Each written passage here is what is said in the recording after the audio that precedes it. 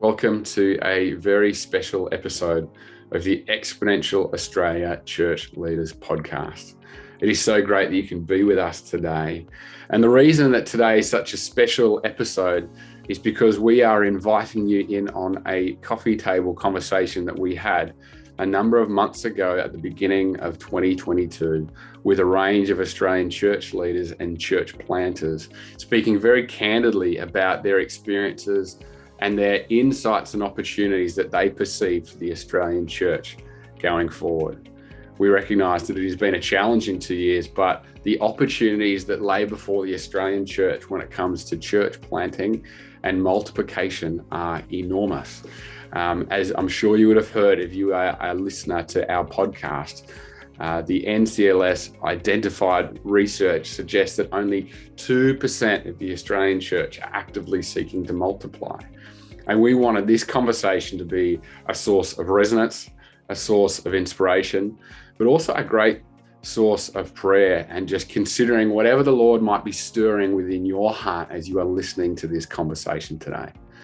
And so we are so glad that you've been able to join with us. If we can serve you in any way, or if you would like to check out any of our other resources online, but be blessed by this conversation from those men, women across different denominations and movements, different approaches to church planting, talking very candidly about some of the opportunities, hopes, and struggles that we experience when it comes to multiplication.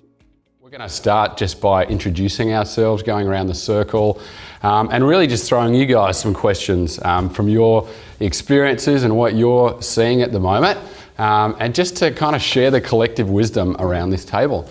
And so we'll start by introducing ourselves. I'm going to throw to James first, and we might work our way around the table clockwise.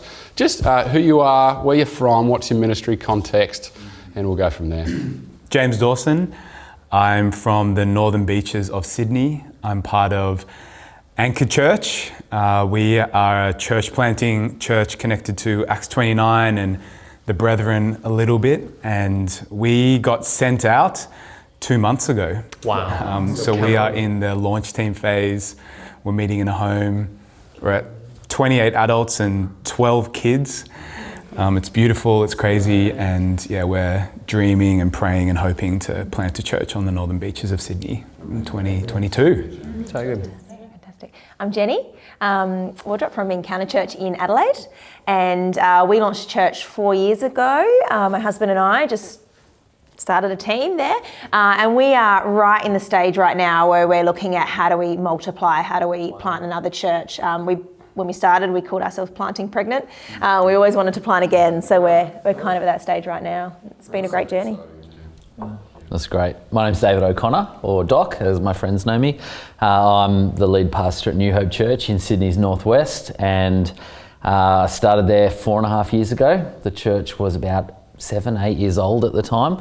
Last year, we planted a second church into Box Hill, which is a rapidly growing area of northwestern Sydney, and the Baptist Association's Gen 1K vision's really caught our heart, and so we're looking at how we can really participate in that vision, and we've got plans to plant a couple more churches this year in southwestern Sydney and also Marsden Park, which is in the northwest too. So, hi, I'm Jan. I started a Simple Church over a year ago, and just about to have another group. Started last week, and I'm a part of the team at the church multiplication at the Baptist Association. So I'm excited to growing the movement of Simple Church, and also I'm part of the steering group of Simple Church Network. Awesome. I'm Bree Mills. I'm from the eastern suburbs of Melbourne. About 10 years ago, we planted a network of micro churches that a year or two ago has now planted on another church. It's another network of micro churches by someone who actually came up through that original micro church. It was really, really exciting to see. So now she leads that church and I direct Micro Churches Australia.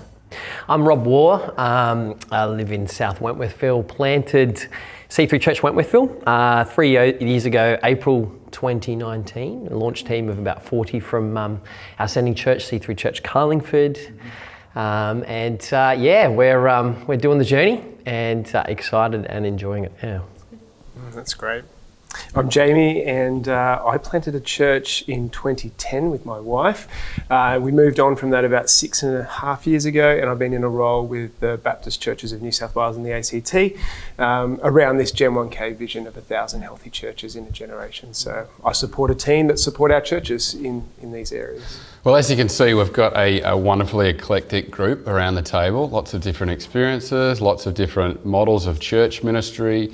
And I guess, one of the cliches that is being used a lot of the last couple of years with the pandemic, there's been a dying to self, or even a little bit of a morbidity around like what has the church been looking like in Australia. And I guess I wanted to start off with a really positive question of what are you hopeful for the Church of Jesus Christ in Australia at the moment, particularly as we set off on a bit of a journey over the next 40 minutes of asking some of those questions around planting and multiplication. What are you really hopeful for of what the Lord is doing in our nation? I want to see the Australian church grow, but I want us to look different than the rest of the world. I want us to pursue holiness, but with the value of real. I don't want us to be this, have this high and mighty mentality, but I do want us to pursue holiness. I want us to look more like Jesus, so we can then show the rest of the world that actually we are different in a really beautiful and organic way that helps more people come to know Jesus. I think what gives me hope is that when we have nothing and all is stripped away, we actually have Jesus. And so when he's at the centre of what we do, I think we'll see the renewal of the church. I think we'll see holiness. I think that's a fruit of that, isn't it? And so I do see this stripping away in which we become a movement that is Christ-centred. Yeah. It's been a revealing time, I think, in terms of the last couple of years. I've certainly found it personally, but I think in and out of that, there's like an opportunity for reformation, like the sense of actually realising what's at the core, and obviously Jesus is at the core, we'd hope so. But there's a sense of actually going, man, like what are the true values of a kingdom-centric people, and how do we make sure we're embodying that? Because I'm as connected to Ascending Church, I think the sense of, man, like, okay, we've really got a call to renew our vision, I suppose, in this hour. Yeah. I'm hopeful that what's in us is greater than what's happening around us. Yeah, amen. And that nothing will hinder the Lord from saving, whether by many or by few. And I believe that there is a generation of people that are coming through that have a faith to believe that God's going to do great things in our nation again and see the church,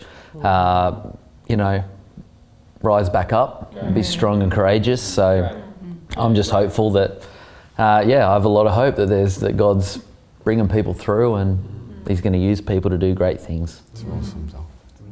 I feel like I've just been reactivity the last 2 years to what's happening in culture and politics, and just that God's mission is unstoppable, it's unhurried, and the Father just is still pleased to use broken people in local communities. And I think I'm just connected to a lot of younger people, like late teens, 20s, that even though what they've been through personally and the trauma and secular culture as well, just still pursuing and following Jesus. So really, really hopeful for that.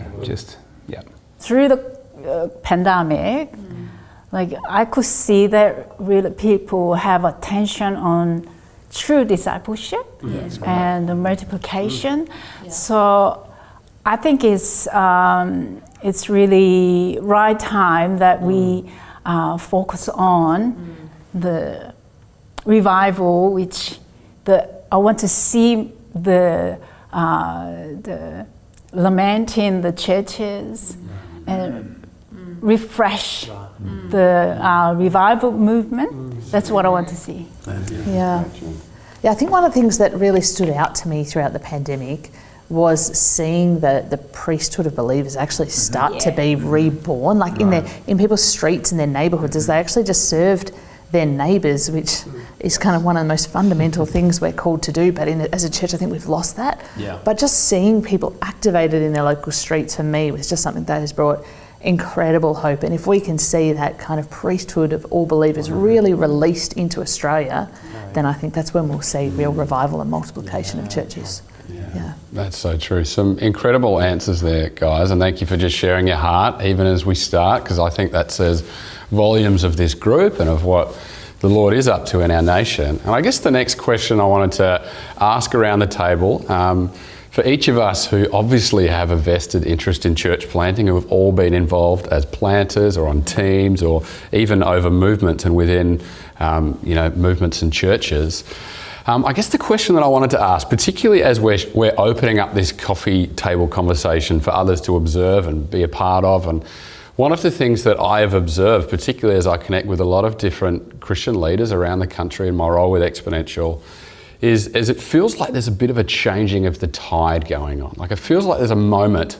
where those who have been involved for ministry for some time or have perhaps had a vision of what church ministry looks like, there's like a sense of actually the Lord is doing a new work by way of calling people towards pioneering, calling people towards doing something that is maybe outside of their comfort zone, something that they didn't foresee as maybe that's my 10-year plan, but there's kind of a pulling towards, actually I feel like the Lord is calling me out in a really healthy way, and by way of church planting and micro churches and all sorts of ways that can be done.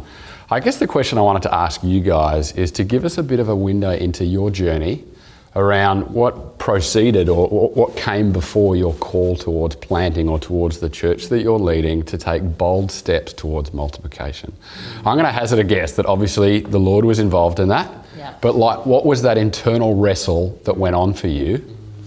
And can you speak to, I know that's a very big question and we don't have enough time to go into the great depths of it all, but what was kind of like the wrestle that happened for you that caused you to go, yes, Lord, you're in this, and I want to step out in faith? What really was catalytic for me was just the sense of, I feel like I have to do this. Like I feel like integrity before God, like that I'd had a growing sense of call.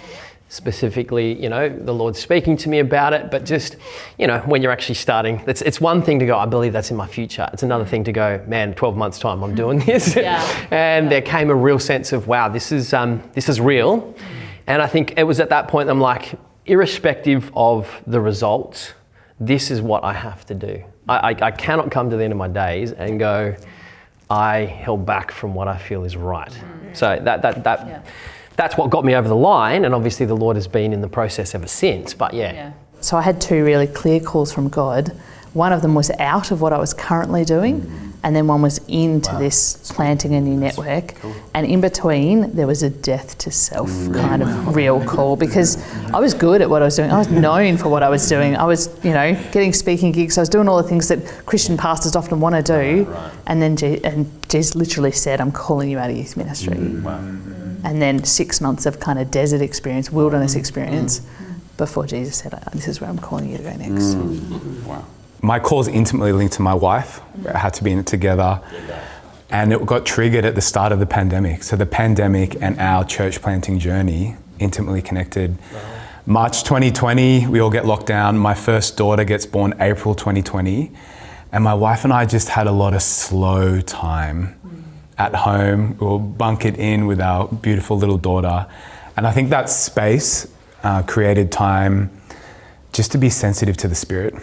Things maybe we've always had desire for, we didn't know what it looked like, so we just had time to pray and ask each other deep, like hard questions, but also like dreaming, like what do we want to do? And that was just a beautiful, so there's something about the slowness. Take away the noise. Church can just be busy. You just go Sunday to Sunday. Like I was an associate pastor at our sending church, and you just get busy. Like big part of my role was making Sundays happen, and I think I just got busy for like 4 years. And so the slowing down was just like, what do we want to do? Where is God calling us to be? And I think part of that was actually the courage to actually go in to what are our fears? Like, why haven't we gone out here? And I think within that was a bit of a fear of man. And my wife's parents aren't Christians, and they really want me to provide, things like that. There's all these other pressures, and we're like, and that was all stripped back. We were like, no, we want to see people just love Jesus and follow him. And that was just, there was something about the slowness and the quietness, and then also just the courage to go in, or what are the fears happening for us, and then take the next step forward. I don't think anyone church plants without being called, because otherwise it's too crazy a journey. And so the call for us was really, really strong. We were actually in a fantastic church and didn't want to leave. But I think a lot of church planters are evangelists, and my heart was I just want to see more people come to know Jesus. And I just felt the Lord say, well, we need more churches. We need more churches that are going to proclaim the gospel and that are going to help people learn how to actually disciple other people and to tell the people about Jesus. So that's why we started, because we just, it wasn't that we weren't in a fantastic church, it wasn't that we didn't love exactly what we were doing and we did not want to leave. But when God calls, you can't, like you're saying, you cannot say no. He keeps knocking. So we said yes eventually. I'm with you on that. I grew up in northwestern Sydney where we're ministering now, and literally before my eyes I'm watching harvest fields that were horse farms, vegetable farms, become spiritual harvest fields. So we're seeing thousands and thousands of homes being built in these areas. And to me, that call for church planting has been on the slow burn.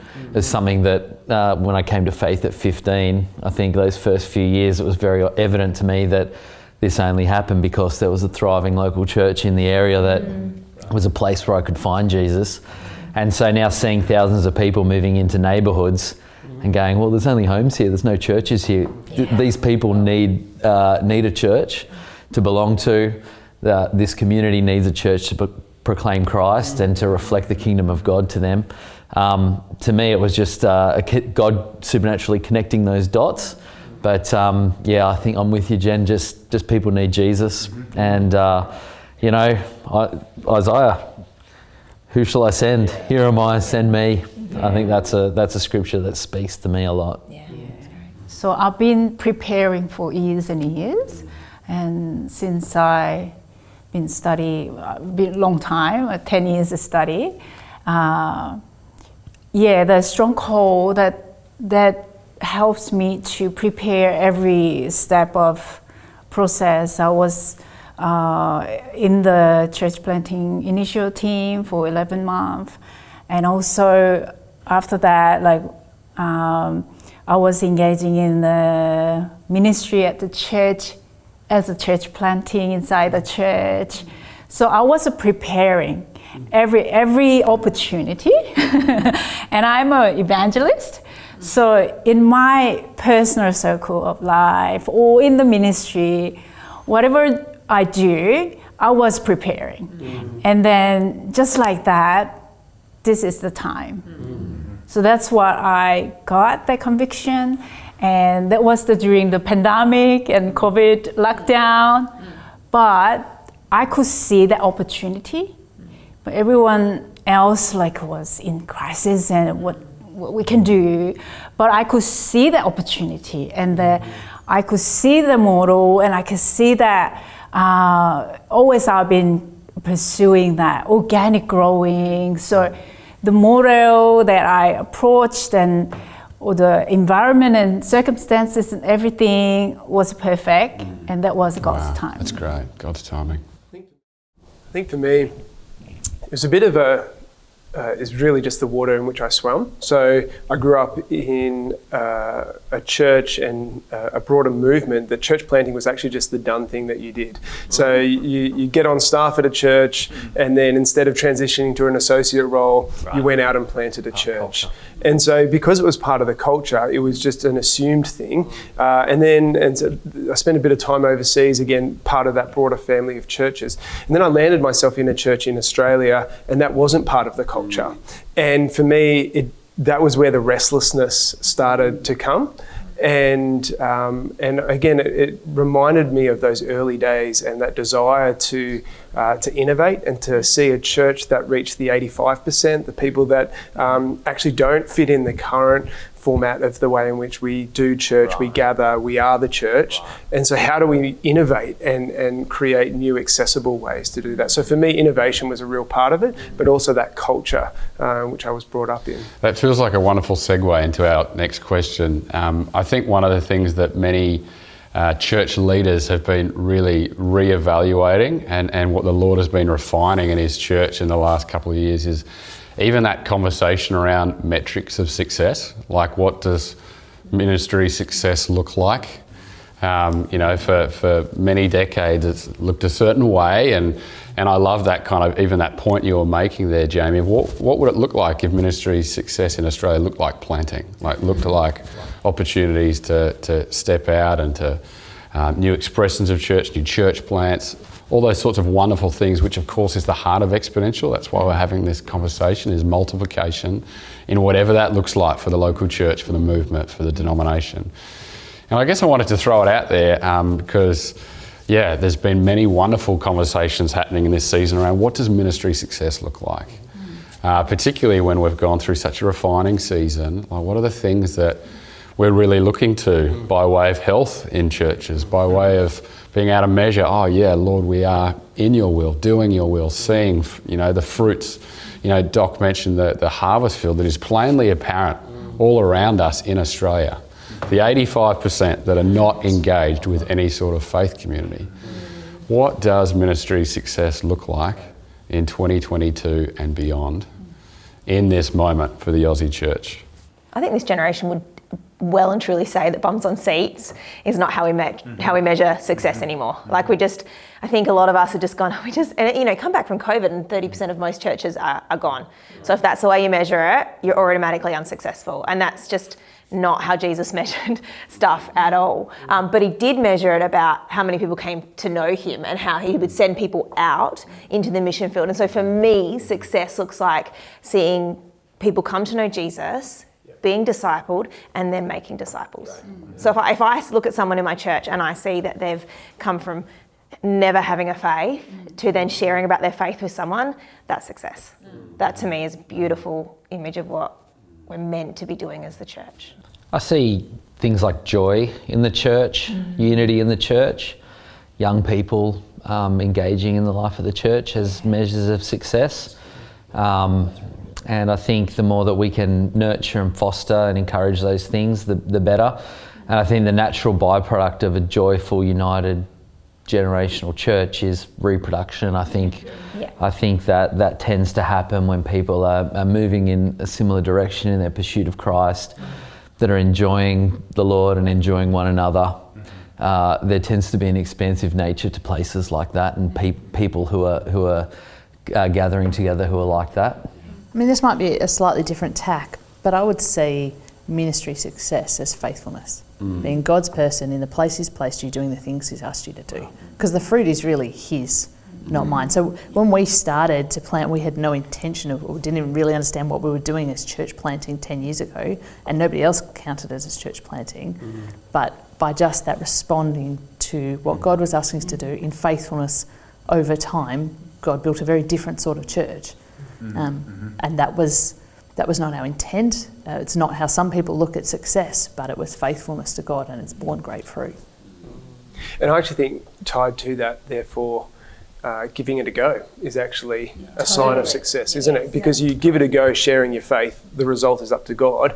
But often we can be so paralysed, we don't share our faith, that we actually haven't given it a go. Stepping out to plant a church. So I actually think giving it a go. And some of the stories and the history in the church planting space, I don't know if you guys experience this, but there was this language of failure because that church wrapped up within a 2-year period. But for me, failure is if you didn't step out and do that. Absolutely. If you look at the fruit over 2 years, leaders stepping out, people being discipled, Jesus' name being proclaimed, that's not failure. That's success. And so I think we need to redefine success as and think about some of that language around actually give it a go.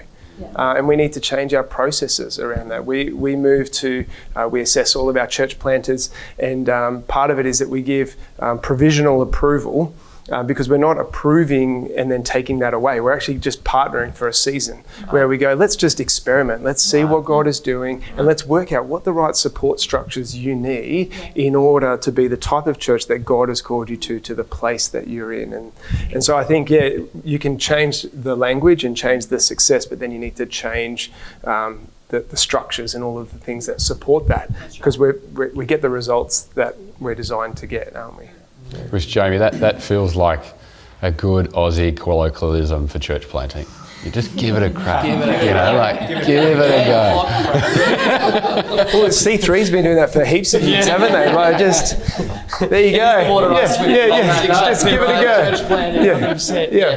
Yes. Yeah, I agree. Give it a go, and faithfulness. Yeah. Yeah, and then pray, and fruit comes like in John 15, faithfulness and obedience, and it requires courage and the action of faith, step up of confession, and I just want to question myself and for the potential church leaders, the potential church planters, that what can I give up and how do I give up for Jesus? Wow.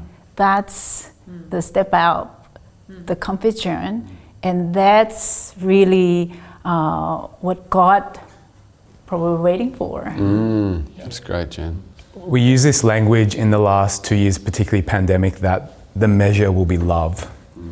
So we used to measure bums on seats or trying to get a hand up at the end of a sermon, but our measure of success is how we love our neighbour, how we love our enemy, and that's actually how we're going to measure success. And I think that looks like the word obedience really resonated, just like that we're not looking for just a one-off hand up at the end of a sermon, just like how are people, when no one's watching, just loving the people in front of you and your enemies as well. And that's what it looks like for success. Wow. That's good. I was just going to say the model that we launch with, I think, is really important. Actually, I was talking to Jen about this before. We launched with a very Sunday service focused entry point into our community. And I think that's where you invest a lot of your effort, your resource, your energy. And I think about, okay, so what are we actually there to fulfill? And it's the Great Commission. And it's to make disciples. And I think the biggest thing that I have been observing in my own reflections upon the last 3 years is whatever you start with, whatever you put your focus on, you'll throw the most resource into. And I would go, man, I needed to much more clearly vision cast around we're there to make this, we're in Wentwortville to make disciples. And the Sunday service, or whatever it is we do structurally, is a support for that purpose, because that's at the end of the day what is going to energize people, bring the joy, the unity, the sense of mission. So that's a learning from 3 years in that I'm going, man, if I had it over again, man, make disciples, that's what it's about. Yes. And everything we structure comes back to that purpose. Yes. Yeah. It's great, Rob. Yeah, I definitely heard that in and throughout what several of you have said. I think that's been a big resounding kind of attention moment for the church around discipleship, making disciples, lay people, the priesthood of all believers, that actually being something that has always been the church's mission. And I guess the next question I want to ask us is particularly around some of the barriers that we have seen or experienced, or some of the perceived impediments that there are to multiplication in our nation. Like, what are some of the things that, as we're sitting here as church planters around a table going, we're not short of, I'm sure many of us are not short of vision. We're not short of opportunities. We've heard about the harvest being so plentiful around us for multiplication, church planting of all different shapes and sizes. What are the internal or external challenges that you guys are experiencing in Australia for church planting? In reflecting last year, I grabbed a hold of a resource by a guy in the States, and it was just assessing the state of the church and just what we needed to learn moving forward.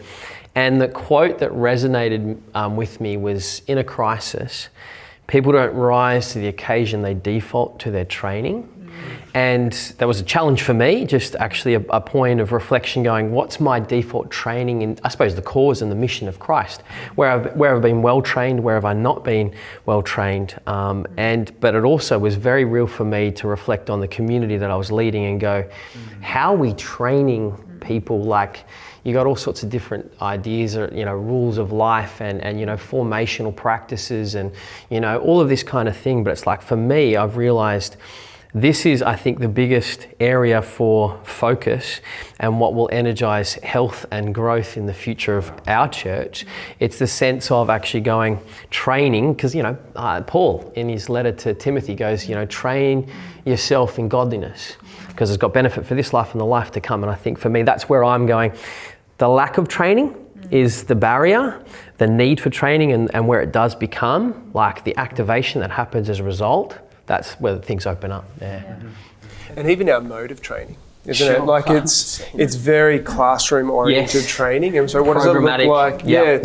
To get back to this apprenticeship model of training where we're just taking people along the journey and they actually experience all parts of our lives, which is where they kind of learn those things and they can make mistakes in trusted and safe environments. Yeah. Brilliant.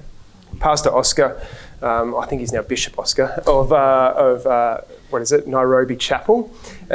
He has this great phrase, and he was talking about leader development, right? And in Africa, it's like a gun, and so they ready, shoot. Ready, fire, and they just and spray bullets everywhere. And he said the problem for you in Australia in the West is there's ready, aim, and you never launch. And so I do think that there's this launch paralysis, which comes back to, I think, the fears that we have, like James, which I think you tapped into earlier. It's our own internal fears. It's the fear of failure and the way we're perceived by the church more broadly. So I always found that, this failure to launch that we see in the Australian context. Are you guys finding a lot of like cynicism? Like just in Christians, there's just a weariness and like I just used to show up to church to be on a roster. And then when COVID didn't happen, I got my Sundays back. And now coming back, they're like, I don't just want to come back for a Sunday event. I need something more substantial and deeper. So just bringing the people along for the journey to give them a fresh vision of what is a family of believers that isn't just an event. And even not being afraid to kind of be a balm to that weariness and maybe some pain there about that church might have, a certain model of church disappointed them. And COVID maybe exposed that. So in terms of challenges, I'm finding that just people are a bit jaded or weary. But they're not weary of Jesus or meeting with other believers. It's the kind of the Sunday service, like heavy rosters, that kind of a bit of weariness there. So that's been one challenge. And I think, I don't want to sound cliche, but I'm just finding the biggest challenge is that our battle isn't against flesh and blood. Like there's times you just sense it's a spiritual battle and there's stuff that happens in your relationships and in your churches and just like this just feels like Satan. And so one of the opportunities there is just to pray and contend into that space, to have a multiplication. Yeah, I definitely resonate with that. I think as soon as we step up into we're going to church plant again thing, everything rises up, whether it be the flesh, the devil, the world. But I think for me as well, having people get really comfortable. So now that we're almost 4 years kind of thing, people are starting to get really comfortable in that. And it's about going, okay, how do I remind you that your heart is for how do you have a heart for the lost? Because when you have that, you're willing to get out of your comfort zone and do whatever it is for Jesus. Like when you're in love with Jesus, you're willing to lay your whole life down, not get paid for many years, to launch something that might see other people come to know Jesus. And I feel like partly because of COVID, partly just because of maybe the age of our church and that kind of thing, people get comfortable. And so for us, we're really at the stage now where we're like, okay, if we're going to plant again, if we're going to do this again and again and again, we have to continually be seeing people's hearts transform for the lost and their heart for Jesus just being so strong. They're like, I'll do whatever it is to see that happen. I think there's only ever been one barrier for Jesus doing things. It's been a lack of faith in people. And I think it ultimately comes down to that. When we experience opposition, challenges, roadblocks, detours, delays, whatever they might be, when we respond in faith, the Lord takes us over that hurdle or through that mountain or whatever it might be. But when we respond out of fear, someone mentioned fear, someone mentioned discouragement, we've just got to continue to present faith to the Lord, because if we put faith in His hands, He does amazing things with it. But when we withhold our faith or we shrink back from our faith, then nothing happens. But with faith, something always happens. And so I think it's the leaders of the church in Australia continue to exercise and operate their faith, inspiring, teaching, encouraging, challenging the church to operate and exercise faith. And I think the more faith we can present to the Lord, the more He's able to do. But what did He say? I honestly thought the answer to this question would be a lack of labourers. But what did Jesus say about the lack of labourers? He said, pray. attack that problem with faith. You know, let's come in faith to the Lord that He's going to send labourers. And so I think we need to continue to exercise faith. That's the biggest opportunity and the biggest threat to the church in Australia. And this is something that Doc lives out, right? So I sat in a meeting with him not that long ago, and I was like, so what do you need? Buildings? Money? Like, I'm going through the standard checklist that every church planter wants. I said yes to all of that. That's not true. He said, what I need is faith, because I'm always giving out faith. And I've seen that in him. And it's like, here's this wish list of what most church planters can access. And he's going, no, I need faith. And I think it's so true, and it's something that you live out. Yeah. I think on a pragmatic level, part of our role as church leaders as well is to actually show people what faith looks like. You know, like I think particularly in this era where we're going, how do we make disciples? How do we train our churches to go and make disciples? That's been a recurring theme that's come up. And so what does faith look like for the everyday follower of Jesus in Australia is a big one too. Sorry to interrupt there, Bree. And also, what does faith look like for our broader denominations and organisations? Because I've seen plenty of young leaders ready to step out in faith, but organisations have at times been risk averse.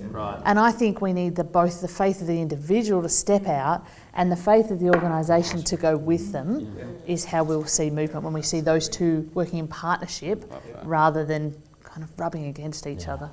The disciples weren't ready, were they? I mean, just blown it and just said, okay, now that you've blown it, you're ready. You know, I'm going to send the Holy Spirit to help you. And, you know, He showed a lot of faith in His disciples. We need to show a lot of faith in people and in God's ability to empower a person. And, you know, you said success was faithfulness. And what's faithfulness? It's just continuing to walk by faith. And yeah, I just think that sometimes we use wisdom as a cop-out for faith. And then we meet in the middle and we go, well, let's balance faith and wisdom. And I was thinking about this whole idea of balancing faith and wisdom. I don't think it's so much about balancing it as it is about blending it. And you look at when the Lord called Noah to build the ark, the thing still needed to float. So he had to, he had to build something according to blueprints, but he needed the faith to do it when everyone around him was going, you're an idiot. What's going on? And so it's got to be a blend of faith and wisdom. I agree that our discipleship culture is too shallow. So the deepening and radical discipleship can raise lots of church planters. And doing church planting is without step out faith, impossible. So that's practical discipleship in the church planting. So it's about discipleship, and we really need to build a profound discipleship, and deeper level of discipleship is necessary. Graham Hill says that the biggest issue of the Australian church is our lack of conformity to Christ. I think he's spot on. Well, guys, we might turn our attention now from challenges, and we've just listed a couple, and there were some that I was actually, they came up in parts. I was surprised probably not to hear more about leaders and the pipeline that the Aussie Church needs for leaders, but of course that is workers.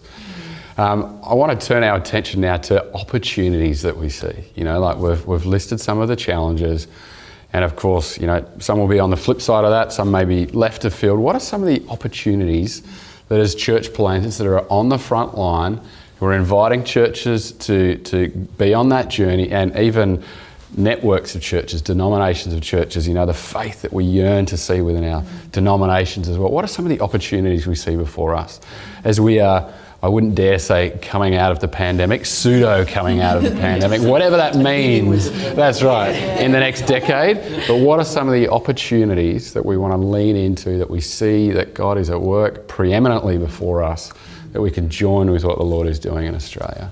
When we went through this period of discernment and came up with this goal of 1,000 healthy churches, which emerged from a lot of prayer, a lot of conversation, and then we kind of had a strong sense of resonance around that collectively as a body of 350 churches. It's such an enormous goal to triple, and the question is how. And you look at most of our churches, like the median size is 80. It's consistent with the NCLS. We've got some really large churches, we've got some smaller churches, we've got everything in between, but the median is 80. And the problem for most churches in that space is, how do we even get involved with this, right? It's too far beyond us. The thought of sending out 50 people, that's halving our congregation. So we had to think differently in this space. And so that's where this idea of a blended ecology of churches working together. So you've got simple churches, neighbourhood churches, regional churches, resourcing churches, all working together. And I love this quote from David Attenborough where he says, the more wild and diverse a forest is, the more effective it is. And so we need one another, and it's how those things work together, and that they work together in networks. As I look throughout our history, so the Baptists aren't a denomination, we're an association, we're a union. So inherent in who we are is actually partnership. Okay. And at key moments in our history, it's been these partnerships of churches that have emerged to do something greater than any one of them could do on their own. And so we're pushing into this idea of networks, and not just Baptist churches working together, but what does it look to work together with other churches in your city to see that whole place transformed with the good news of Jesus? So diversity is important, and partnership I see as important. I agree. I think I'm sensing more than ever people want to talk to one another and work together to get things done. I think that's a great opportunity. I think you hit the nail on the head. I think there's an exciting time that COVID's actually made happen is everyone wants connection. They know they need it, and they don't actually know how to get it. So I just see people, I'm always hearing, I don't have enough friends, or I don't, I'm not connected enough, and that kind of thing. And I just think that the opportunity to be at a church plant and to see more people really connected, because there is something about when you start something new, and people that perhaps have been in church, 20 years ago and maybe were burnt by the church go, maybe I'll try it and come back and they actually connect in. Like we had so many de-church people when we started Encounter, and that's been a huge blessing. But and what they were really looking for was that connection with people, and I think that's the blessing that COVID's actually done. It's actually, people have now seen that they were so disconnected, and they don't necessarily know how to connect it. And that's where I think church planting can play a part. I think one of the opportunities that I'm seeing for the Australian church is actually to do with that kind of Gen Y, Gen Z, and they have this thirst and this drive for purpose and justice. And to be honest, the church is sitting there with the answer in their hands. And for once, there's a generation who isn't striving after big jobs. Like, they don't want big jobs. They don't want a job unless the environment's right. So they're after that sense of purpose. They want to make a difference in their world. They want to get engaged with justice initiatives. The church actually has a huge opportunity to engage this next generation by actually just leaning on what we should be doing anyway, and engaging in God's mission in the world. And I think there's just in the wider, the 85%, I mean even beyond that, community that is Australia. Right now, I think there is such a need for what Christ offers in terms of the Spirit. Like I just heard the other day, the unfortunate reality that something like 85% of young people in the pandemic period had some form of significant mental distress. And actually 1 in 4 young people contemplated ending their lives, like 25% in this survey. And it's just like, if you think about the fruit of secularism, we're living it right now, the fractured nature of modern society. And it's like the beautiful gospel narrative, the big picture that the Lord brings across human history, the fact that He's Lord of, like all of these resources that are core to the gospel are ours to just go, how do we present it, apprenticeship, like I think there is just so many different swirls of possibility, and it's just helping our people just realize it's not nearly as overwhelming as you think it is. Who's the neighbour, who's the work colleague, who's the person you just walk alongside. And you bring just that sense of, I've got hope. That's right. I've got assurance. And then like my world's swirling, and it's like, well, actually there's the catch. And I think that is the ferment of our cultural moment is such that there is an opportunity right now, right before us, everywhere we go, everywhere we go. We call it the +1 culture in our church. Right. So everybody has a +1. Great. Who's your one person that you can, because it doesn't need to be that hard. No, or complex, yeah. In Sydney, we got locked into our LGAs, our councils, for big parts of the last 2 years. And I was part of a church where people drove 30 minutes from north, west, south. And I think now we just got a great opportunity to go small and local. And that was a big impetus for us planting, like if I couldn't drop a meal off or drop toilet paper off, like in the last year, I feel like I wasn't, loving my neighbour. So that's just a great opportunity. McCrindle did research that 53% of people value local community more than they did 2 years ago. It's like more than half of people just 15, 20 minute drive, we've got to be able to drop a meal off when we're sick. And I think McCrindle said it was a third of non-Christians prayed during the pandemic because of their desperate or trauma. So what's that about? People are wanting transcendence. They're trying to seek a higher purpose or being something bigger than themselves. So I just that transcendence and that sense of local community. I think that's just God tilling the soil for the church, that we have the resources that we can give them that. I want to add up the online word is more broaden that our, reaching out. So how we connect is not just the Jason mentioned is a local based face to face, but also broadly we can connect internationally. So that's another opportunity to more broaden, and also that diversity, and particularly ethnic diversity in Australia. That landscape is just easily reaching out to the end of the world. So that's not just because of pandemic, but that's online connection is more flourished and developed. So through that, even myself, I can evangelize to anywhere that I can connect. So, and the discipleship also. So yeah, that's the opportunity. And in my group, I have a non-English background, Chinese and Iranians and Singaporeans, and the English are limited. But when we have a pray within their language, I have a very small prayer group. 3 of us, we pray. I feel like 100 people pray. So within that mixture of the ethnic and background group, that we can have a different dynamics. And I'll be really encouraged from the background, people who are background in the country where they're persecuted and prohibited. Their dynamics are so different. So that's the benefit and opportunity. Well, guys, I want to thank you so much for our time together today. Our time has absolutely disappeared. There's just been some strands that I would have loved to keep following, but just want to thank you for your time, and particularly as others who may be just curious about church planting, wondering if this is something that the Lord wills for them in this next season, whether a potential planter, a network leader, a leader of a church that is considering, is this within us? Just thank you for joining us today, and we would just want to say, if Exponential can connect in any way and encourage you in that journey, we want to work in and through the whole Aussie Church, as we've had an attempt at representing here today. Unity is such a big piece of who we are, and just to see churches and networks be daring enough to give it a go, to give it a crack. And I just think it's been a great joy to have this conversation with you guys. So please join us online, join our network. If you're a church planter, you can join our Church Planters Collective online, and we look forward to connecting with you soon.